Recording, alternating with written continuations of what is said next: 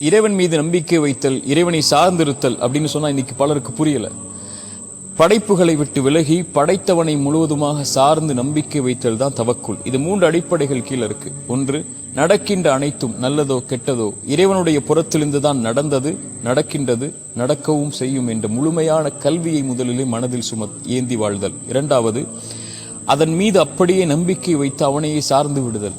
எப்படி மூசா அலைஹிஸ்ஸலாமுடைய தாயை மூசாவை இந்த ஆற்றில விடுங்கன்னு இறைவன் சொல்லும் போது இதை திருப்பி கொண்டு வருவேன்னு வாக்கு கொடுத்ததுக்கு அப்புறம் ஏன் எப்படி எதுவும் கேட்காம நலவுதான் எனக்கு இது என்று விட்டார்களோ, எப்படி யார் கையில் கிடைத்தால் அறுத்து விடுவான் என்று பயந்தார்களோ, அவனுடைய கரத்தாலேயே மூசாவுடைய தாய்க்கு மூசாவை அல்லாஹ் திருப்பி கொடுத்தானோ, அதுபோல என் வாழ்வில் நடக்கின்ற எல்லாவற்றின் மீதும் இறைவனை சார்ந்திருக்கிறேன். நலவு எது நடந்தாலும் எனக்கு நலவாகவே அமையும் என்ற நம்பிக்கையை அவன் மீது வைத்து சார்ந்திருத்தல்.